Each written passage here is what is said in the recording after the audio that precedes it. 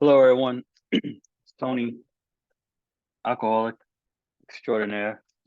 I'm here with, I guess, my part two of agnostic, and like I said, we're going to turn to the back of the big book. There's something called the appendix page, um, or page 567. So if you want to turn back there, that's what we're going to start off with. And just to recap, like in the other video, which hopefully you just listened to, on the bottom of page 48.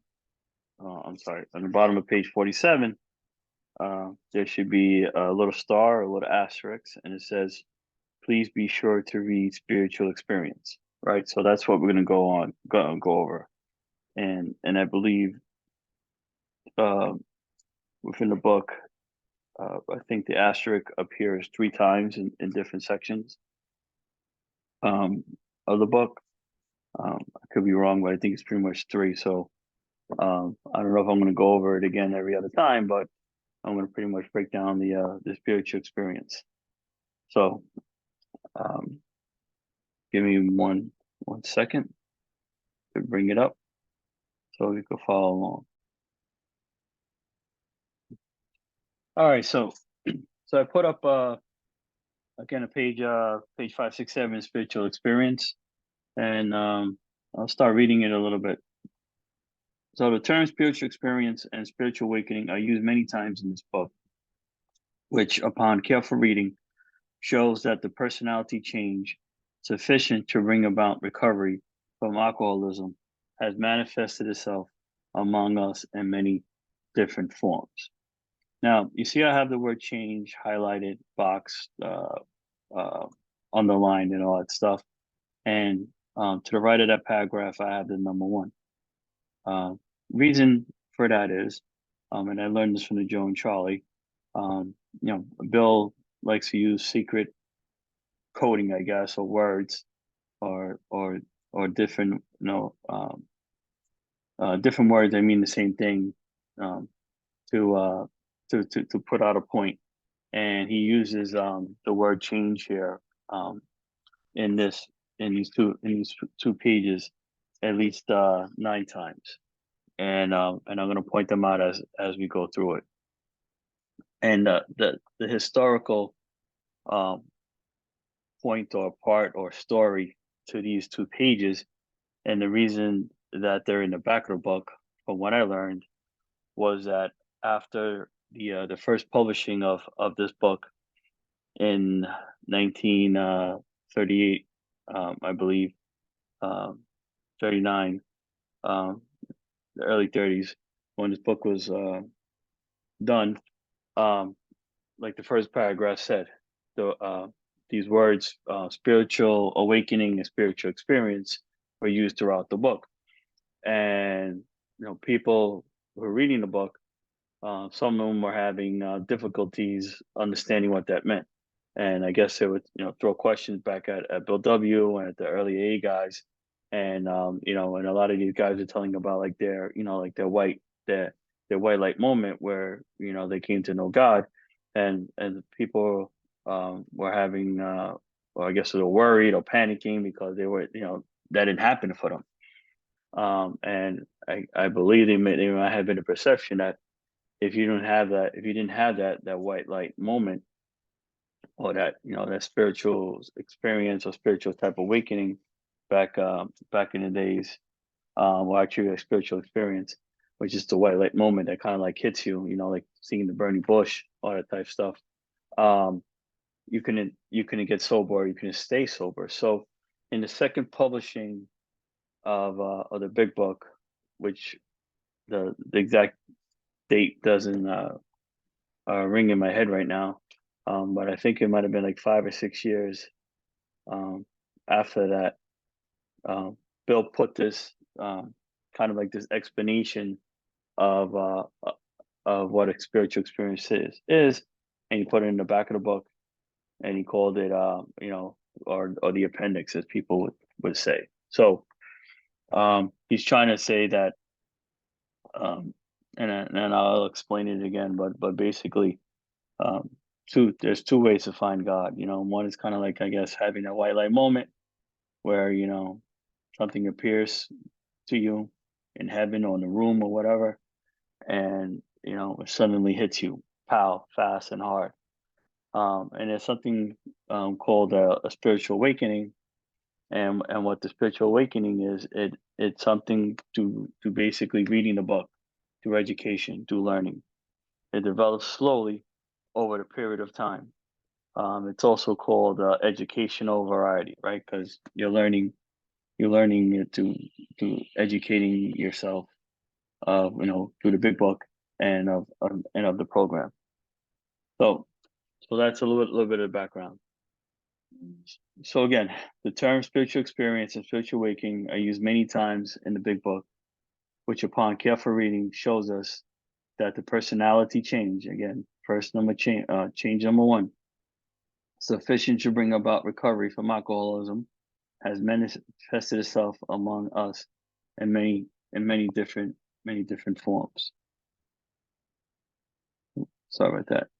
Yet it is true that our first printing gave many readers the impression that these personality change number two, or religious experience, must be in the nature of a sudden and spectacular upheaval, aka white light moment type stuff. And upheaval, from what Joe and Charlie says, that's another fancy $5 word for change. So we write number three next to it. So that's the third time he's using the word change here.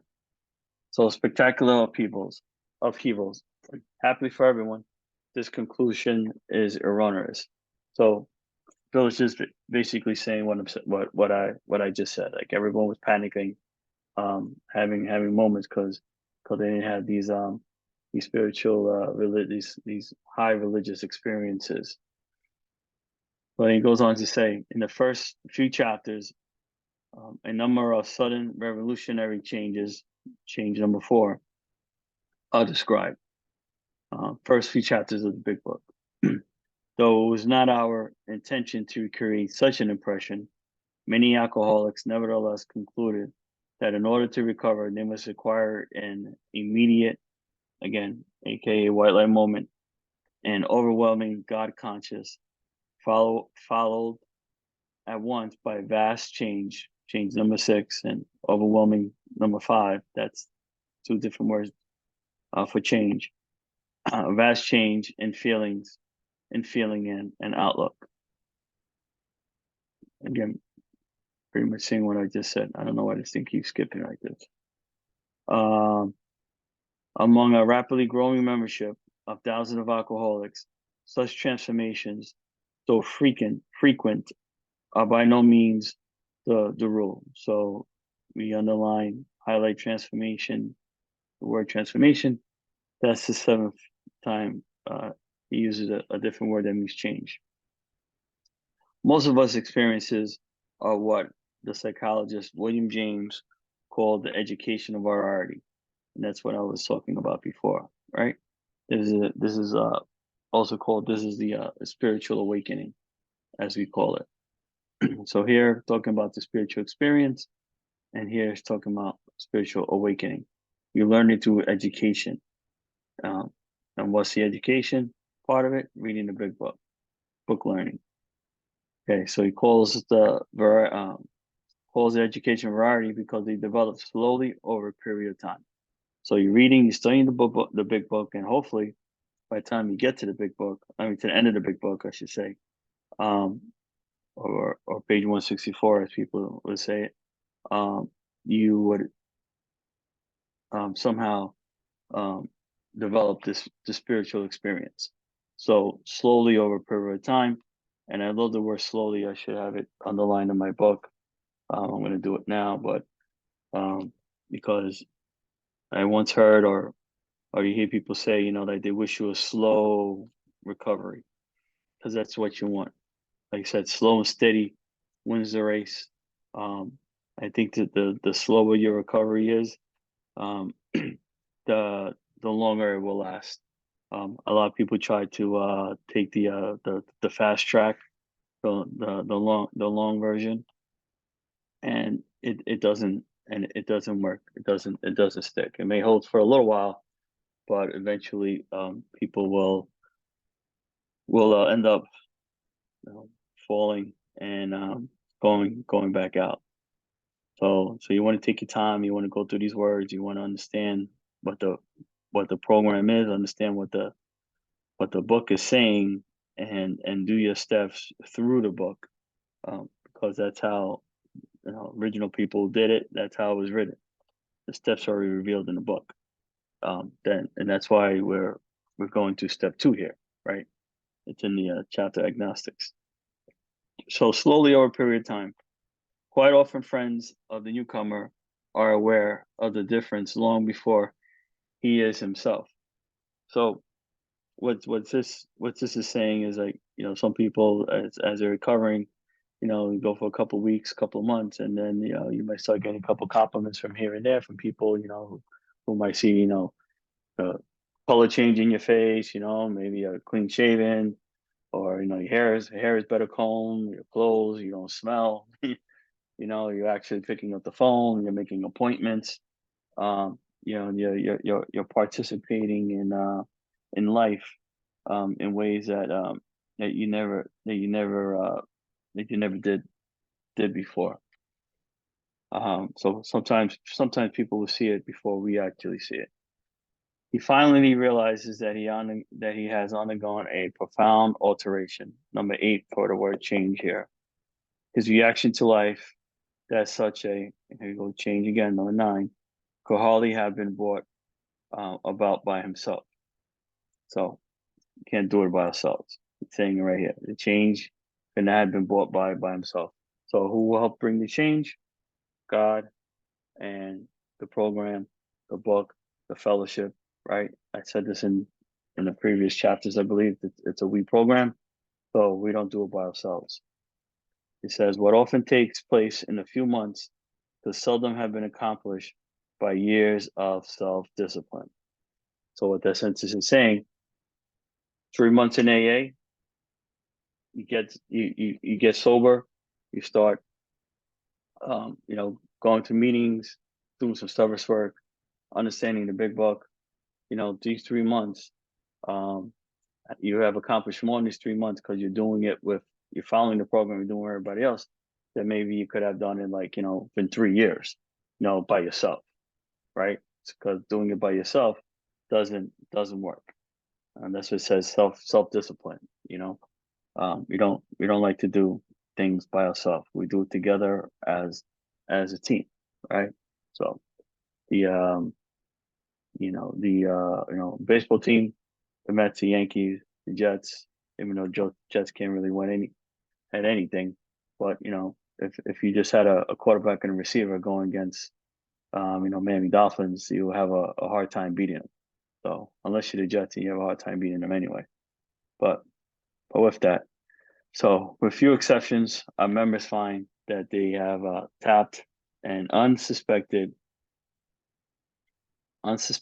inner resource, which they presently identify with their own conception of a power greater than themselves. So I just want to go back and just make a point. So here we saw the last number 9, the last changes right there. So sorry, I just wanted to point that out if I didn't.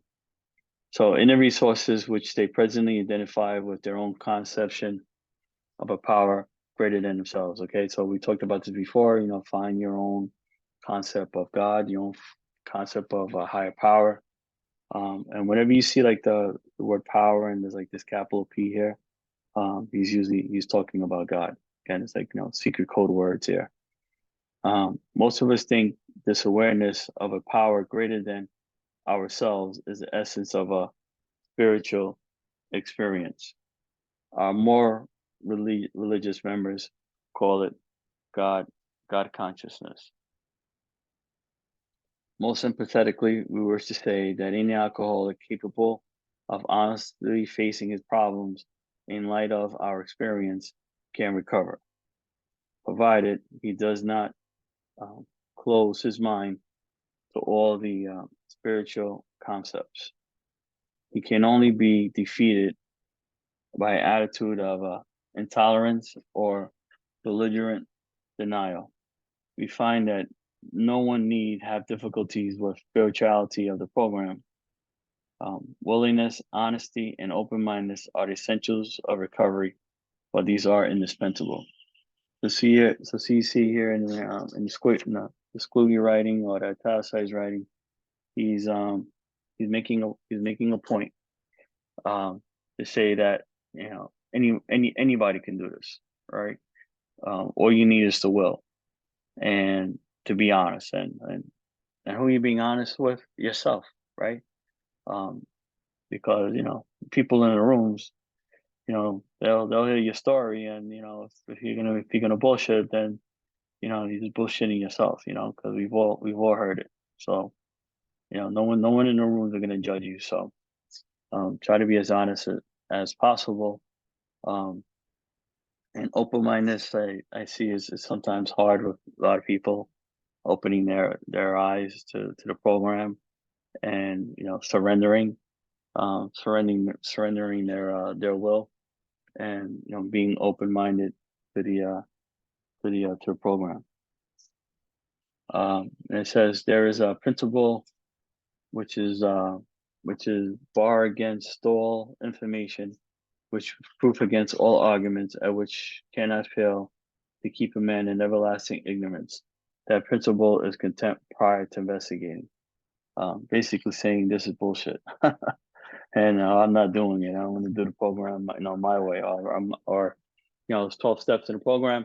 You know what? I'm going to do 1 and 2, 3, maybe 4, 5, and 6. I'm not going to do those, but maybe I'll do 8. I'll come back and I'll do 10 later, or you know what? I'm going to do 12 first. So it's like people try to make their own program, do their own thing, but the program was made so that you follow the steps in the right order. Um, and that's what has worked, forever, since the program, over 80 years. So, like I said, if it ain't broke, don't fix it. So I'm going to pause. Sorry, I'm going to pause 1 second because I had to bring up my other reading. So we're going to go back to page 47 of the big book. All right, so here we are at page 47, bottom of page 47, and like I said, the last video we left off right here. So we just finished talking about change, right, with the spiritual experience, and that's in essence that's what the whole program is about. It's like changing the way we think, changing the way we eat, changing the way we drink, changing the way we talk, changing the way we act around people. It's all about a personality change. Once a personality change starts to happen, um, that's when or where a true recovery begins. Because it's easy to put down the drink, but it's hard to keep to stay stopped. To keep it put down. And that's what we try to do.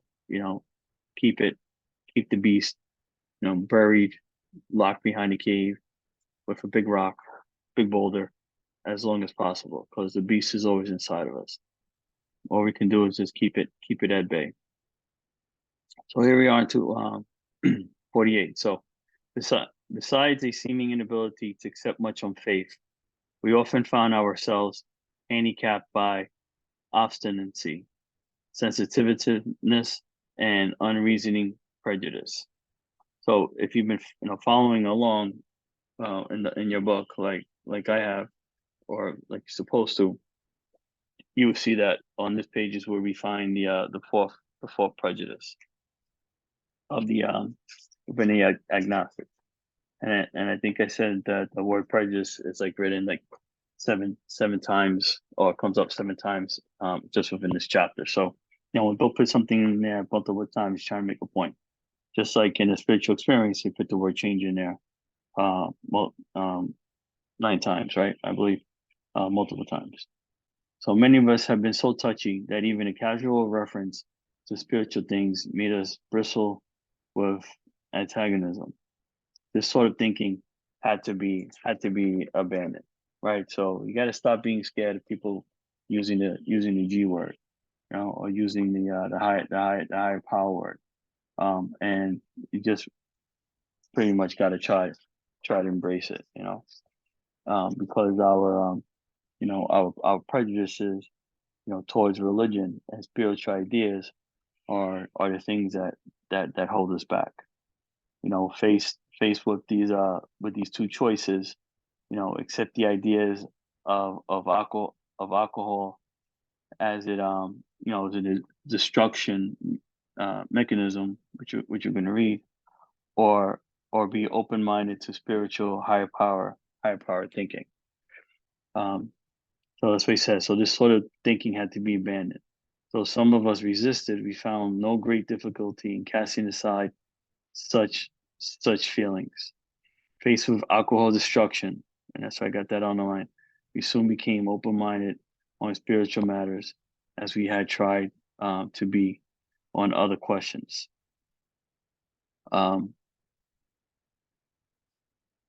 My this word here, alcohol destruction, that's kind of like when people come into rooms, they're we're desperate, we're hurting, we're in pain, we're confused, we don't know what the hell's going on, and alcohol is destroying us, right? And we're looking for that hope. So when you have that feeling of hopelessness, it's and desperation, it's at that point in mind where that point in time where your mind starts to open, right? And that's what it's talking about here, that this open mindedness, you start opening and maybe listening a little bit, to the spiritual, just people talking about spiritual matters, right? Using spirituality, higher power, God, Jesus, Muhammad, Moses, whatever, whoever, Abraham, whoever you want to use to help you uh, beat this. So spiritual matters, as we had tried to be on other questions. In this respect, alcohol was a great persuader. Yeah, and so were maybe the handcuffs that were put on you, and the DWI, and $50,000 lawyer retainer. Getting kicked out of your house, losing your wife and kids. All that stuff here. The great persuader. It finally beat us into a state of reasonableness. Um, and that's uh, a point here. This is beating us up. A lot of us who come into rooms still have another run in us. A lot of people come in, they say they got one DWI, they come in for a little while, they go back out, come with two, second DWI. That they come to the program for a little while, second DWI wasn't good enough. They go back out, now they have like a third DWI, fourth, sixth. I think I knew someone that had about 6 DWIs, and she did some time, and and she even went on the run and escaped from the cops on the back of a police vehicle, you know. But this is just the insaneness of the disease. A lot of people aren't beat up enough. They haven't had enough experiences out there. They haven't had bad shit happen to them enough yet. So they won't understand, and the program won't take until you're truly beat beat the hell up, and completely come into the program, mangled, hopeless, desperate. Once you're at that point, then you've completed step one, right? You admitted you're powerless over alcohol and that your life became unmanageable. Then step two is where you're working at here now. You have to kind of see that there's no other choice. Either keep the way you're doing, keep the way everything is going, or kind of comfortable believe that a power greater than yourself. The word power is in there, capital P within the step. then yourself can restore. It says us to sanity, restore you to sanity. When they're talking about sanity, they're talking about your normal life, not like your crazy mind. Like sane living. Not the partying, the drugging, the drinking, the late night hours. Not taking care of your kids, not taking care of your house, not taking care of your business and stuff like that. Or if you are one of those functional alcoholics that you can take care of business, at least materialistic, um, you're not taking care of your body, right? And your liver, your kidneys, your heart, your weight, all that stuff that can only function for so long before that gives up. Right. So that's like the sanity stuff that we're talking about. So finally beat up into state of reasonableness. Sometimes this was a tedious process. We hope that no one else would be prejudiced for as long as some of us were. We always hope that people get, don't have to go through those little bad effed up experiences that we've had to. The reader may still ask why he should believe in a power greater than himself. We think there are good reasons. Let us have a look at some of them. The practical, and this is prejudice number 5 over here too. I have it written here. And this is like a question, I guess here. Why believe in God? So reader may ask himself, why do I have to believe in God? And here's some good reasons. Let's take a look at them. Practical individual of today is a stickler for facts and results. Right? We want to know just the facts. We want to know the answers. We don't want any bullshit. Nevertheless, the 20th century readily accepts theories of all kinds, provided they are firmly grounded in fact. We have numerous theories, for example, about electricity. Everybody believes without a murmur of doubt. Why this ready acceptance? Simply because it is impossible to explain what we see, feel, direct, and use without a reasonable assumption as a starting point. So he's using like when I read this paragraph, I'm like, what the hell is this guy talking about? But like I said, Joan Charlie explains a lot of things, and it's sort of my sponsor. So so he's using an analogy of science, electricity, and stuff like that, right? Saying that you can't see electricity, but it's there, right? You can't really feel it, but it's there. We see it through the light, but what makes the lights turn on is electricity. So kind of like seeing is believing stuff. So with your higher power, like you got to kind of like treat it like it's like electricity. You can't really see it, but something out there is keeping the lights on, or something out there is keeping your ass alive. Something out there is keeping you from going to jail and killing people. Something out there is keeping us here. I once heard that the alcoholics are God's favorite, God's children, I guess. Because I don't know, we keep beating the shit out of ourselves, but He keeps saving us. Keeps keeping us here. So so what does that mean? At least to me, well, we're meant to do something good, something greater on this earth, and if that's not to be around to help keep ourselves sober, then at least maybe to make an impact on somebody else and get them sober. So if that's the one thing we can accomplish in life is help get somebody sober and bring the knowledge and the message to the program, then we've accomplished something. Um, what was that? So everybody nowadays believes and scores of assumptions for which there is good evidence, but no perfect visual proof. And does not science demonstrate that visual proof is the weakest proof? It is being constantly revealed as mankind studies the material world that outward appearances are not inward reality at all. It illustrates the prosaic steel grinder and mass electrons whirling around each other in incredible incredible speed. So here he's using another scientific example of like electrons, speed of light. We can't see them, but science have proven somehow that it is real.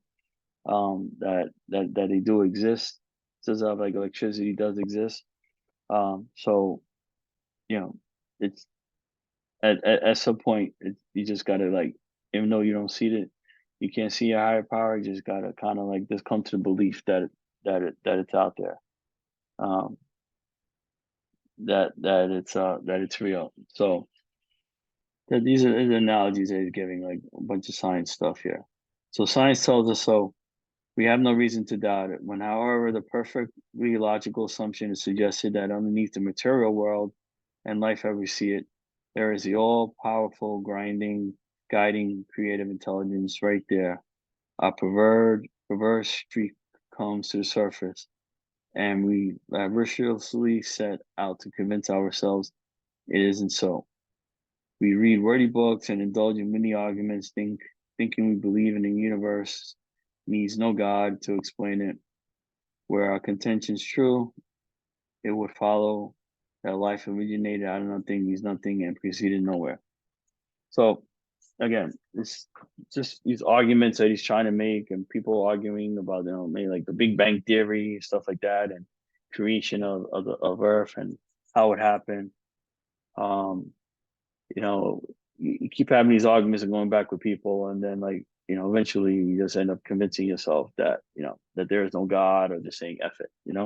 And we can't have those type of thinking. You know, spirituality, higher power, whatever it is.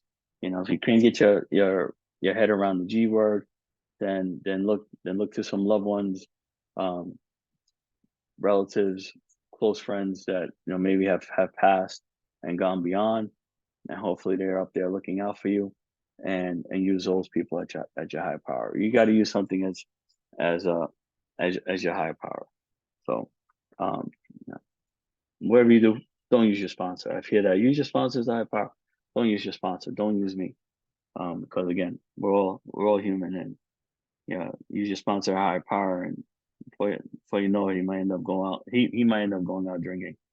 Um, and then now you're left to know with a higher power as a drunk.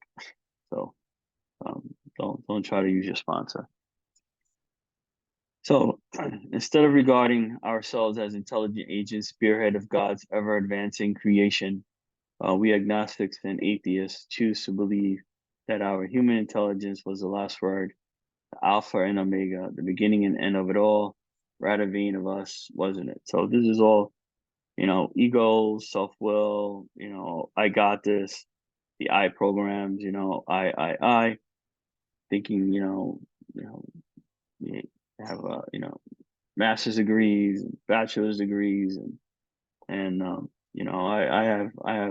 have an associate's, I have a bachelor's, I have a master's, what do I know? With all that I know, I don't know shit.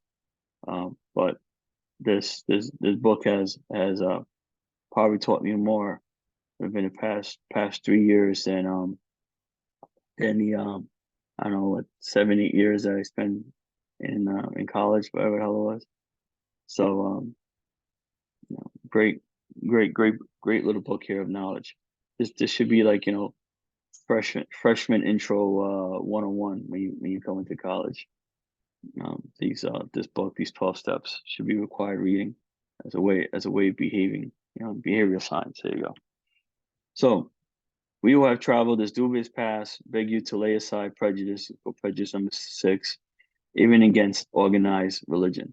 We have learned that whatever the human frailties of various faiths may be, those faiths have given purpose and direction to millions. People of faith have a logical idea of what life is all about, and have that on the line, because it's talking about faith. And like I said before, right, the George Michael song, you gotta have faith. And I had looked up in I think Wikipedia the other day, um, about how many religions there are in the world, and it showed 10,000. And then there was another stat of like 4,000, organized or some sort of religion. So 10,000, let's say 10,000 religions out there. And and what's the purpose of all these religions? And again, this is my opinion. All these religions, we're we're all trying to we're all trying to get God's favor, right? That's what it comes down to. We all have our own customs, different forms of worships, different books, different ceremonies, different holidays. But when it all comes down to it, we're trying to gain favor with the higher power, right? Because if there's 10,000 religions, does that mean there's 10,000 gods? Does it mean that there's 10,000 heavens? When we all pass, are we all gonna go? Are we gonna go up to the heaven, and we're gonna look for the signs and say, Christians this way, Catholics that way, Jews that way, Muslims that way, Buddhists this way, Hindus, you know, Orthodox, Lutherans, Protestants, right? They're gonna be different doorways, and are we all gonna be segregated with our own little heavens? And are we all going to have our own little gods in these little rooms? I don't think so. I mean, majority of religions, I would say, believe that there's one God. So if there's one God, don't we all share him? So I don't know, something to think about. So you gotta have faith in your high power. It's your high power. It's your closest to God, right? And a wise prophet once said, if you wanna pray to God, just go to a quiet place, quiet room by yourself and pray, and you connect to your higher power. That's all it is. It's nice going to fancy buildings that have marble and gold and fancy chairs and pews and stained glass windows, music, um, all that stuff. Uh, it's great to go there, worship, sing, and dance, um, and bond with for your fellow man of your faith. But do you really need to go to those places to be close to God? I mean, is there any difference from going to that type of building, or just going in your room quietly and getting on your hands and knees and praying? So I think no matter what you do, either one works well. But living it, service work, um, believing it, not just saying it, but actually doing stuff to help others and basically stop being an asshole, is what I think gets us closer to a higher power. So again, this is prejudice number 6. People of faith have a logical idea of what life is all about, right? What life is all about: peace, tranquility, stopping the noise in our heads, right? That's what people of faith are. You see some of these, like, the people that are going around knocking on the door, trying to give you their religious spiel. No matter how many doors get slammed on them, they're always smiling. And like, and what the hell are they smiling about? Because they're at peace, and who are they at peace with? They're at peace with their higher power, with their God. Um, they might have some wacky ways of worshiping or going about their business, but again, in the end, all of our goal is to show our higher power, our God, that we are good, and that we are worthy to go to that promised place, the promised land. So, and I'm a firm believer we're all going to go to the same place, so we're all here on earth fighting with each other, killing each other, um, over what? It's like a bunch of jealous children, trying to show their father that that that they're better, So I don't know, some wacky thinking on my part. So all right, so actually we used to have no reasonable conception whatever We used to amuse ourselves by cynically dissecting spiritual beliefs and practices when we might have observed that many spiritually minded persons of all races, colors, and creeds were demonstrating a degree of stability. This is what I said before, right?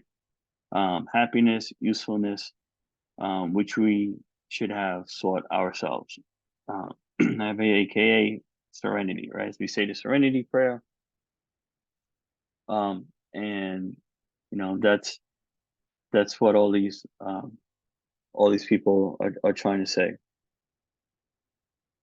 And I have a little quotation from this guy named Whitey. He says, "You can fail a test, but you can never fail a lesson." So a lot throughout my book, when I had people, book study, there they say wise things or funny things. I write it in here. So that's a Whitey quote. I also have here, another point in my crazy head is about religion. And I say this a lot, and these are my own thoughts.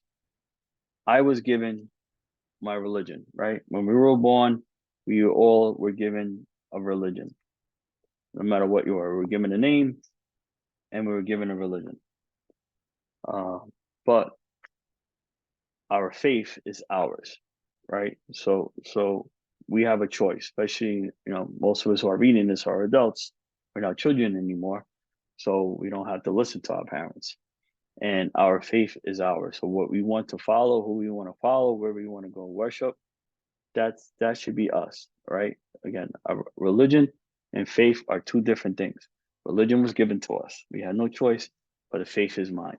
So, and no one can take that away from me, right? So what I choose to be faithful in, what I choose to believe in, what I choose to follow, that's me. So, so we have the power. You have the power to change, right? You have the power to believe in something.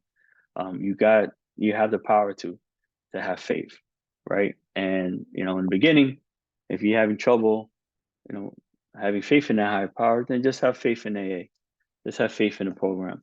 Just have faith in the steps, um, and just have faith in the process, and just follow what your sponsor is suggesting you do.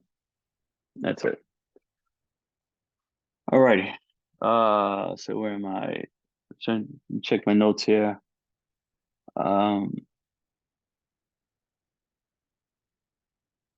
So I got here some Joan Charlie notes. It says here, we ask you to lay aside prejudices against all faith and religions. These faiths have given purpose and directions to millions. People of faith have logical ideas. I think I just read that. They have stability, happiness, and usefulness. Boom, boom, boom, boom. All right. So here I go. So here I have some notes here about some three powers, right? As I kind of like break them down here, and I kind of call them three higher powers, I think, or higher power to me is 1, 2, and 3 above, which for me, my higher powers encompasses three other powers, which is like peace, happiness, and direction. If that makes any crazy sense. But that's kind of like what I was looking for when it came to this program, and this is what the program gave me, right? So we take the peace, we take the happiness, it says right here, usefulness, direction, all that stuff. We get our higher powers, and I have them here. I got peace, I got direction, I got happiness, I got stability, and I got usefulness, right? So these are what I called here the five powers, the five higher powers, and they come out of these little paragraphs here: stability, happiness, usefulness, and then peace and stuff as we go through this. So that's why we're looking. That's what we're trying to look forward, trying to get to this whole program. So page 50. So instead we look at the human defects of these people and sometimes use their shortcomings as a basis of wholesome condemnation. We talked of intolerance while we're intolerant ourselves. We miss the reality of the beauty of the forest because we're diverted by the ugliness of some of us in its trees. We never gave spiritual side of life a fair hearing. In personal stories, we will find a wide variation in which each teller approaches their conceives um, conceives of power, the capital P, which is greater than himself. So the stories in the book that he goes through, and everyone's gonna kind of like tell their own story how they came to find their higher power. Is pretty much what he says. Everyone has a different story of how they came to their higher power. And then in paragraph before, saying we judge people before getting to know them. And we never give spiritual side a chance. We were closed minded. So again, try not to try to do that as much as we can, even though it's hard. It says whether we agree with this particular approach or conceptions seems to make little difference. Exception has taught us that these are matters about which, for our purpose, we need not to be worried. There are questions for each individual um, to settle for himself. On one proposition, however, these men and women are strikingly agreed. Every one of them has gained access to and believes in a power greater than himself. Again, he's talking about the stories that are in the book, that no matter how they got to it or came to it, they all came to, we all ended up at the same place, right? And it said capital P's again. You see all these capital P's. He's talking about God here. So the power has in each case accomplished the miraculous, the humanly impossible. As a celebrated American salesman put it, let's look at the record. Here are thousands of men and women, worthy indeed. They flatly declared that since they have come to believe in a power greater than themselves, to take a certain attitude towards that power, look all these P's again, and to do certain simple things, right? And when you talk about these certain simple things, it's a simple program. And he's talking about the 12 steps. These certain simple things that have been a revolutionary change. So here's the word change again, right? We just learned about change in the spiritual experience, right? And personality change. So he's telling you that, all these guys, all these individuals, all these ladies, no matter what their story was, they all came to find a higher power, and the result of that higher power, they had a change, a revolutionary change, right? Or sometimes in the book they'll call it a psychic change, right? Or psychedelic change without the drugs. It's a change. We have to change, right? We have to stop being assholes, right? We have to change inside, and that's hard. It's still hard for me today. But that's why they say you do it one day at a time. Keep going to program because we got to keep changing. Got to keep changing. Um, so there's been a revolution change in the way of their living and their thinking. It's like what I'm saying. Like, got to change your thinking, stinking thinking, and we got to live better. Better living for us and better living for our families. And it says in the face of collapse and despair, in the face of total failure of the human resources, they found a new power, a low P here, right? They found a new power and peace and happiness and a sense of direction flowed into them. This is where I got all this stuff from up here, right? The 5 powers. So as a result of finding your higher power, you got that revolutionary change, that psychic. I should have revolutionary change on the line. I mean, why not? I got everything else in the book on the line. So you got this revolutionary change that happened, and as a result, you found a new power, right? So from finding your higher power brings you to finding a new power, right? And the road to finding those this new power is due to 12 steps, right? And I counted them up. I have them on the line, and it comes out to between this paragraph here, And here, when you break them all down or add them all up, it's 5 power, right? So coming to the program, finding your higher power, revolutionary change, 12 steps brings us to peace, right? Right? Peace, direction, happiness, stability, usefulness, or AKA serenity, right? That's what we want. And that's what a lot of uh, religious minded people have.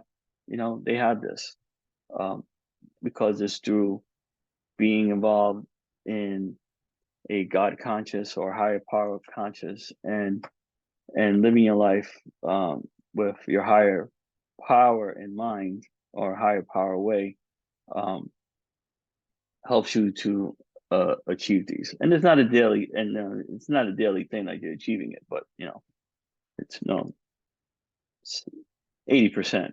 Because we are human. We still have bad days, um, but I can tell you one thing. I have bad days, I don't think I've ever gone to a bad meeting. So, AA meeting. I've had bad business meetings, but that's another story. But regular meetings, I never had a bad meeting. All right, so new power of peace, happiness, sense of direction flowed into them. This happened soon after they wholeheartedly met a few simple requirements. And once, and these few simple requirements are pretty much the 12 following the 12 steps, right? As they say, it's a simple program, but um, we alcoholics like to complicate it, right? So a few simple requirements. It says once fused and baffled by the seeming fertility of existence, they show the underlying reasons why they were making heavy going of life. Leaving aside the drink question, they tell why was so unsatisfactory.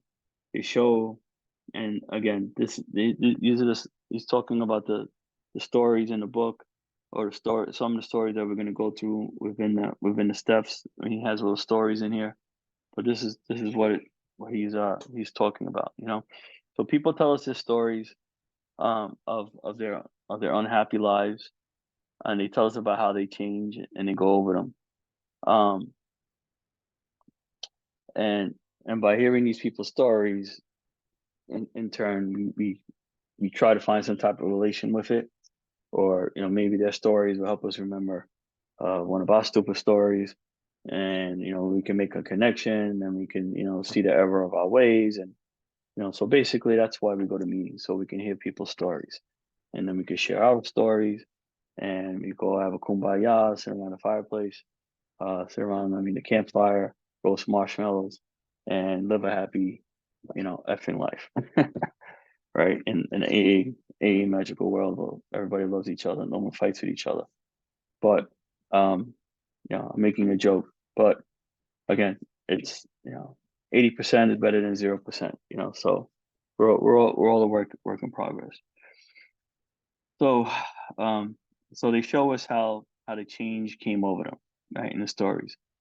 When many hundreds of people are able to say that the consciousness of the presence of God is today the most important fact of their lives, they present a powerful reason why one should have faith. So, and we're going to end it there for the second part of the agnostics. And I've been going a while, and then we'll continue with 51.1 on the next video, which for you would be a millisecond, but for me maybe, I don't know, a week or two before I can get back into making this. So I have here, this is why we go to meetings, right? Exactly what I was saying. Right, we got to go to meetings so we can hear people's stories and learn from them, learn from their stupid mistakes, and hopefully we don't make the same ones. All right, so I'm pretty beat. Been talking a while. Got to get some water. Um, Again, I'm gonna end here, and I'll pick up at some point in the future with with this paragraph here, page 51, second paragraph. Um, again, I'm Tony, an alcoholic. If you like this, please send me some comments and thumbs up or whatever. I don't know, ring the stupid bell. Send this to your friends. Send me a message. Again, if I'm doing the right thing, if I'm on point, was I wrong? Something you disagree with? Whatever your criticism is, I'll take it, and hopefully I was able to help someone today. And if I did, then the purpose of me doing these little videos um, has been accomplished. So great love, Tony out. Stay safe, stay sober, keep the handcuffs off your wrist. Love you all. Bye.